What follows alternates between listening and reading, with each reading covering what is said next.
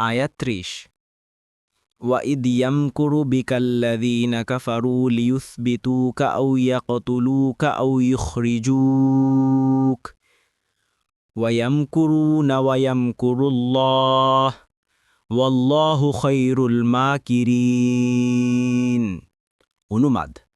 আর স্মরণ করুন যখন কাফেররা আপনার বিরুদ্ধে ষড়যন্ত্র করে আপনাকে বন্দী করার জন্য বা হত্যা করার অথবা নির্বাসিত করার জন্য, আর তারা ষড়যন্ত্র করে এবং আল্লাহ তাদের ষড়যন্ত্রের বিপক্ষে ষড়যন্ত্র করেন, আর আল্লাহ সর্বশ্রেষ্ঠ কৌশলী। তাফসীর ১ নং ফুটনোটের বিবরণ।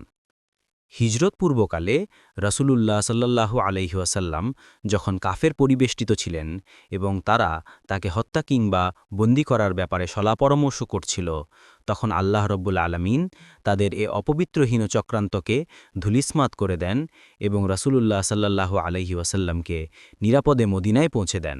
ঘটনা হয়ে যে মদিনা থেকে আগত আনসারদের মুসলিম হবার বিষয়টি মক্কায় জানাজানি হয়ে যাওয়ায় মক্কার কুরাইশরা চিন্তান্বিত হয়ে পড়ে যে এ পর্যন্ত তো তার ব্যাপারটি মক্কার ভেতরেই সীমাবদ্ধ ছিল, যেখানে সর্বপ্রকার ক্ষমতাই ছিল আমাদের হাতে, কিন্তু এখন যখন মদিনাতেও ইসলাম বিস্তার লাভ করছে এবং বহু সাহাবী হিজরত করে মদিনায় চলে গেছেন, তখন এদের একটি কেন্দ্র মদিনাতেও স্থাপিত হয়েছে।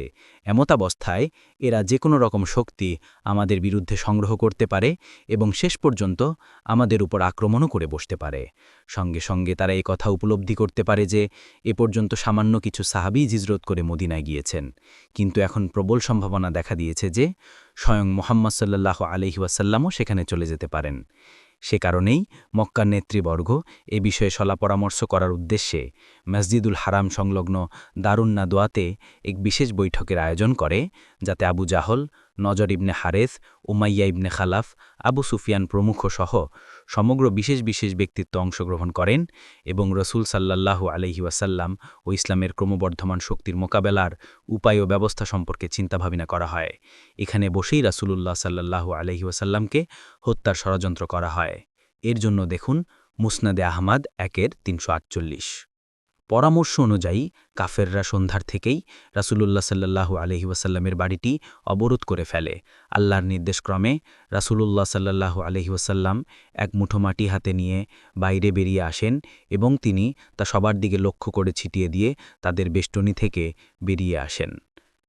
কুরাইশ সর্দারদের পরামর্শে রাসূলুল্লাহ সাল্লাল্লাহু আলাইহি ওয়াসাল্লামের বিরুদ্ধে ষড়যন্ত্রমূলক যে ৩টি মত উপস্থাপিত হয়েছিল, সে সবকটি কোরআনের এ আয়াতে উল্লেখ করে বলা হয়েছে। সেই সময়টি স্মরণ করুন যখন কাফেররা আপনার বিরুদ্ধে নানা রকম ব্যবস্থা নেয়ার বিষয়ে চিন্তাভাবনা করছিল যে আপনাকে বন্দী করে রাখবে, না হত্যা করবে, নাকি দেশ থেকে বের করে দিবে, কিন্তু আল্লাহ তাদের সমস্ত পরিকল্পনা ধূলিস্মাৎ করে দিয়েছেন। সুতরাং আয়াতের শেষাংশে বলা হয়েছে ওয়াল্লাহু খায়রুল মাকিরিন, অর্থাৎ আল্লাহ তাআলা সবচাইতে উত্তম ব্যবস্থাপক, যা যাবতীয় ব্যবস্থা ও পরিকল্পনাকে চাপিয়ে যায়, যেমনটি এ ঘটনার সাথে পরিলক্ষিত হয়েছে।